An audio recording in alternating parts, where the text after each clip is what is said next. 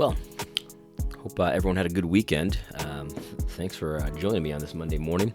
Well, it's Monday morning for me. I don't know when you're watching this, but I hope you had a good weekend. I'm going to jump right into it today. Before I begin, though, I just wanted to just offer my prayers, my support for the Askell family. And I don't know if you've heard, but Tom Askell collapsed, and from what I understand, he's in stable condition at this point. He's kind of in and out of consciousness and stuff like that. And so we definitely want to pray for him, for God to be merciful to him, for his health, and also to his family as well. Tom is very... I've never spoken to him directly. That's actually not true. I maybe exchanged a few messages with him.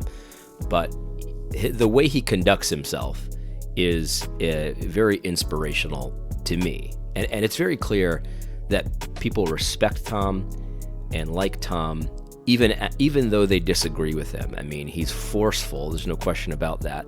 But he's also forceful in such a way that's not off-putting, I guess you could say, in general. Everyone has a few odd critics, things like that. But anyway, man, if I could cultivate that kind of a reputation, that's certainly something I'm working on.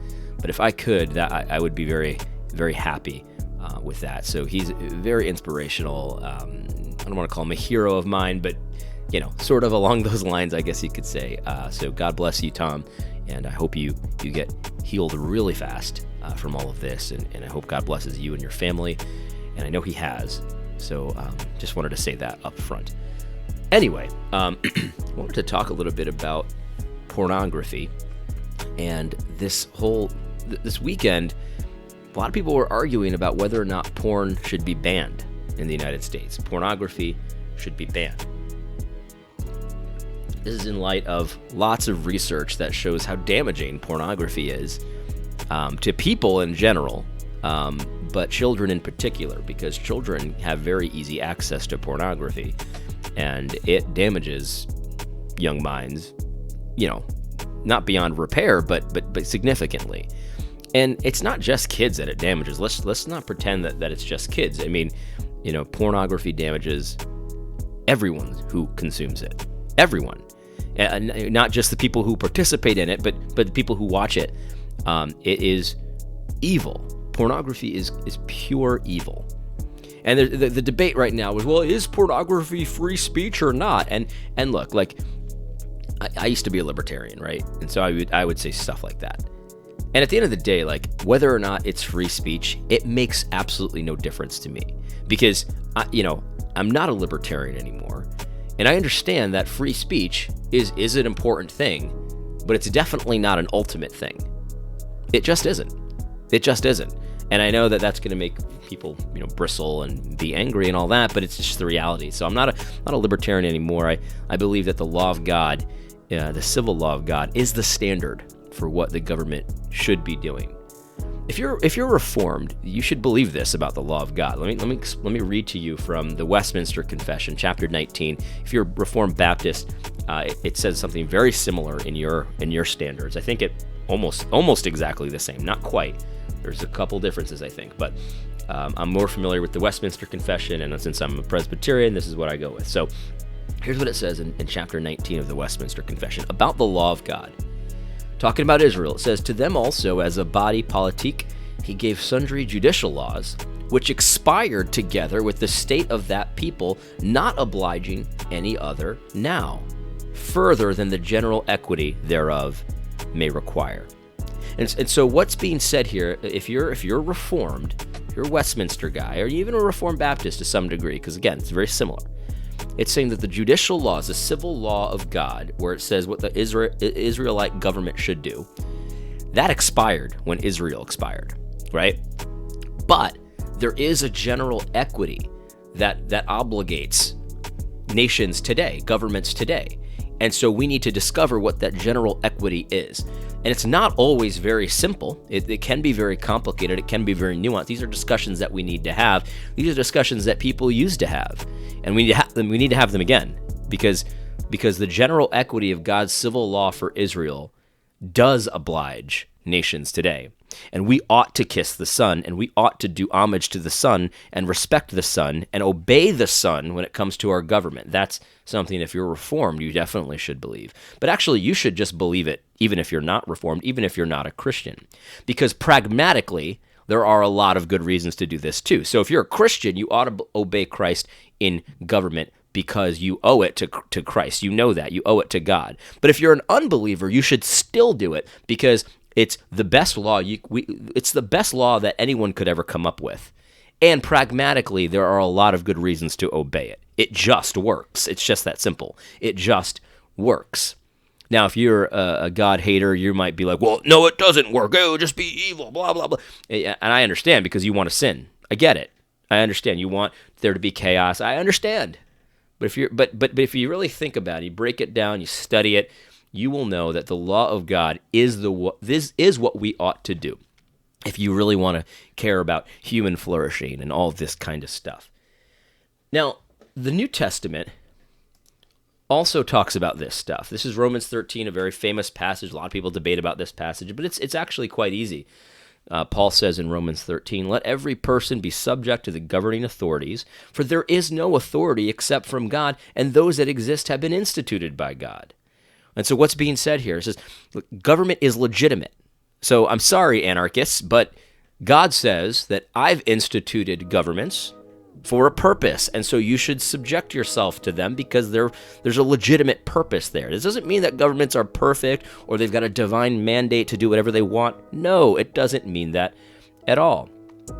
Verse 3 says, "For the rulers are not a terror to good conduct, but to bad. Do what is good, and you will receive his approval," because he's God's servant. That's the word deacon. He is God's deacon for your good. "But if you do wrong, be afraid, because he does not bear the sword in vain, for he is the servant of God, an avenger who carries out God's wrath on the wrongdoer." And so a government ought to be looking to God's word and saying, how can I serve God the best way as a government, as a civil governing authority, and that kind of thing. And so, as a Westminster guy, I would say, well, then what we need to do is we need to study the law of God, find out what that general equity is, because the law of God, the civil law, is expired with Israel. We're not Israel anymore, but there is a general equity that we need to apply today, and that's how we become a deacon of God. That's how we become God's avenger on evildoers. That's how we promote what is good. That's another quotation from the New Testament. 1 Peter, okay? 1 Peter. This guy traveled with Christ. You know what I mean? This guy traveled with Christ. He knows what Christ taught. You know what I mean? If anyone knows what Christ taught, it's Peter. He says, "Be subject to, for the Lord's sake, to every human institution, whether it be to the emperor as supreme or to governors as sent by him, to punish those who do evil and praise those who do good. For this is the will of God." Okay, so let's just take a step back, because people get all kinds of cute with this, right? Well, the government says we should, Peter says the government should be promoting good, so therefore you should be okay with my welfare schemes. It's like, no. Like, it's not this. The government doesn't have a divine mandate to do whatever it wants, willy-nilly, whatever it thinks is good, whatever it thinks is bad. No, there's a standard. There's a law, and we need to find the general equity of that law. It's just that simple. Look, like I said, more complicated than others. It's not always very easy, but it's a simple task. You look at the law of God, you find the general equity, and that's what you do. You cannot look to the law of God and say, well, the law of God, if you apply the general equity, what it says is we should steal from some people and give to others. Like, you can't do that. Obviously, it doesn't say that. Like, let's not be stupid here, right? But there are some things that the government should be doing that it's not doing right now, and that's what I want to talk about today. So pornography, right? Pornography. Should pornography be legal? And here's the reality. So here's what I look to, because I'm a simple man, and I know that some of you guys might disagree with me. That's okay. That's okay. If you look at the law of God, there's a difference between sins and crimes, right? And the easiest way to determine this, and there's more of a conversation here, but I'm trying to put it simply, right? If a sin has a penalty attached to it when you get caught doing it, then it's a crime. If it doesn't, then it's just a sin and not a crime. And so people will say, well, if you believe that murderers should be put to death, then people who say you fool should be put to death. And it's like, okay, don't be an idiot, first of all. And no, that's not how it is, because in the Old Testament, there is no penalty for calling someone a fool. And so Jesus says you're liable to hellfire for that. It's like you murdered them in your heart, but it's not the crime murder. It's the sin murder, but it's not the crime murder. There's a difference there, right? And so here's Leviticus chapter 20, verse 10. These are the words of God. It says, if a man commits adultery with the wife of his neighbor, both the adulterer and the adulteress shall surely be put to death. Okay? So I don't think it's very difficult to find the general equity of this law. I simply don't. Now, let's not talk about the penalties right now, because that's a little bit more of a complicated discussion. I get that. Don't hear me saying that it's just that simple. But adultery, let me say this as clearly as I can. Adultery should be illegal. Okay? Adultery should be a crime. And it is in many states. It actually is. They just don't enforce it. So adultery should be illegal. Some people say, and I definitely tend to lean this way, it should be a death penalty offense. How do you like that? So adultery should be illegal. Now, let's think about this for a sec. Oh, and let's not forget that also sodomy should be a crime. Sodomy should be a crime. Sodomy should be a crime.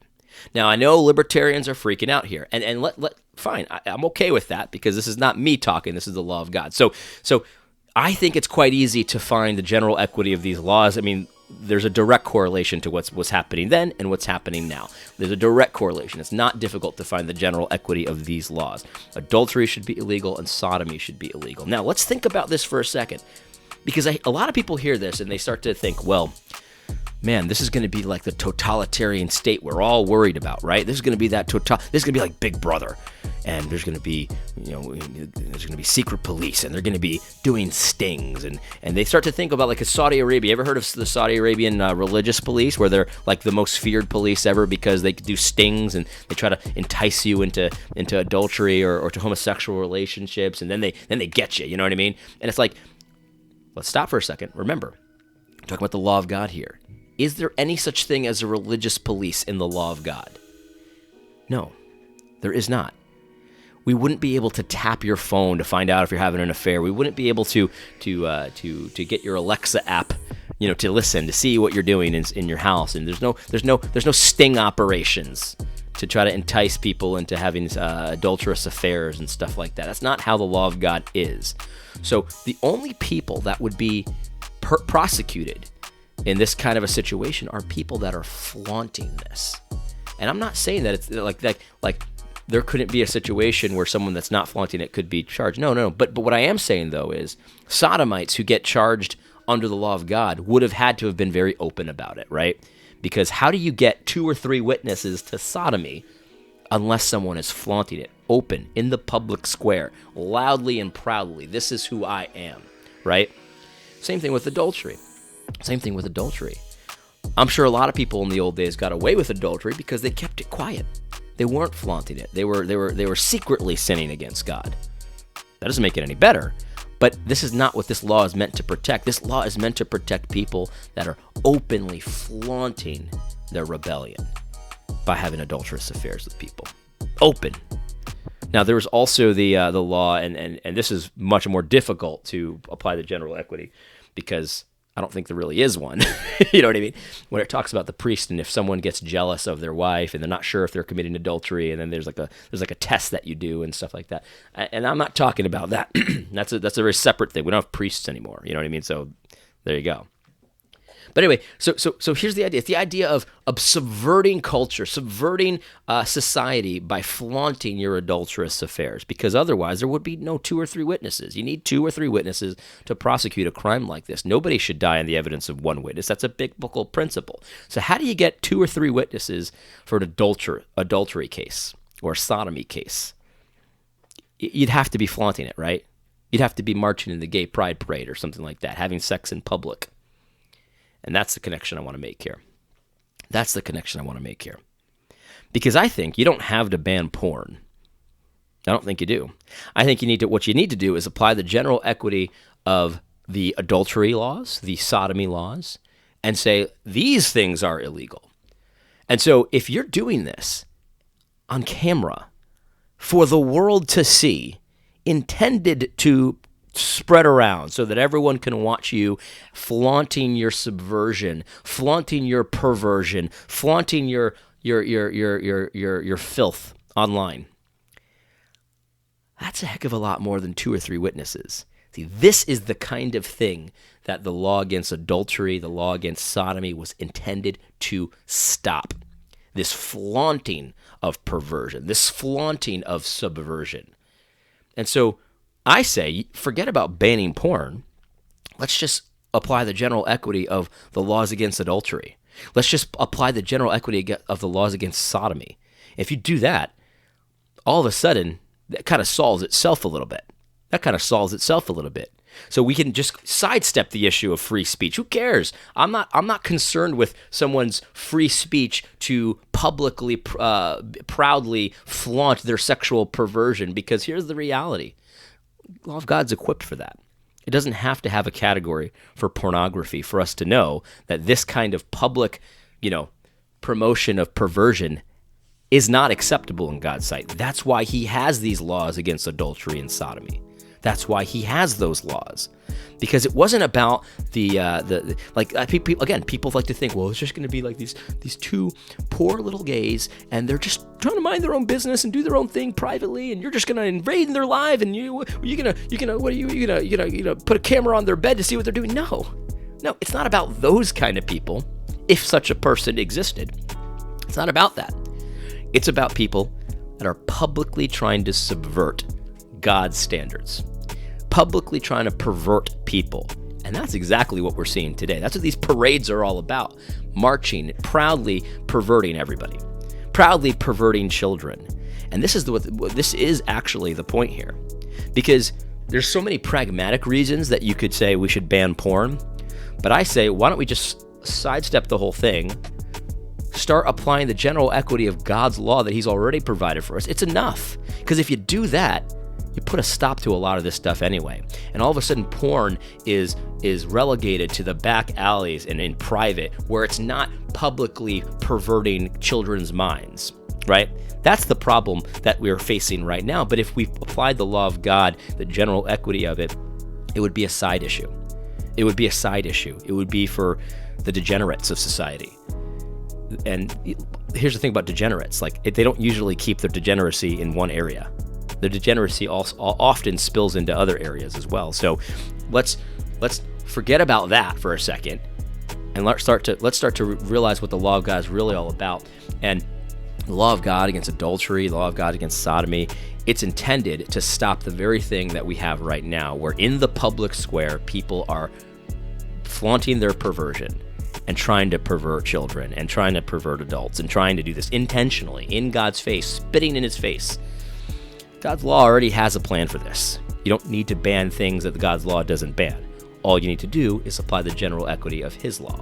And so should porn be banned? Not directly. But we should apply the general equity of his law against adultery and sodomy. And I think that would take care of 90% of the problem. Now, there are arguments to be made about applying these laws, and that de facto means we ban pornography as well. And I'm willing to have that conversation.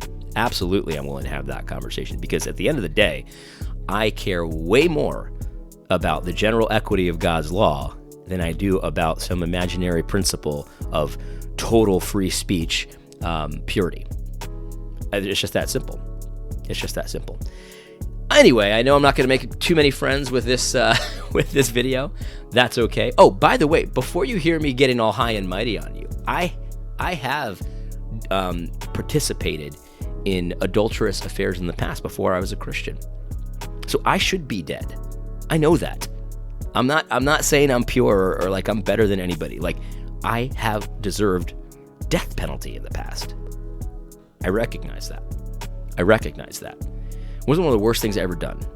In fact, after I did do that, that was one of the things that turned me to Christ, because I remember thinking to myself, I don't feel bad about this at all. I remember when the woman broke off the relationship with me. She was married, I wasn't. When the woman broke off the relationship with me, I was mad at her. and I was mad at him. And I didn't feel any guilt. I was just mad about my situation.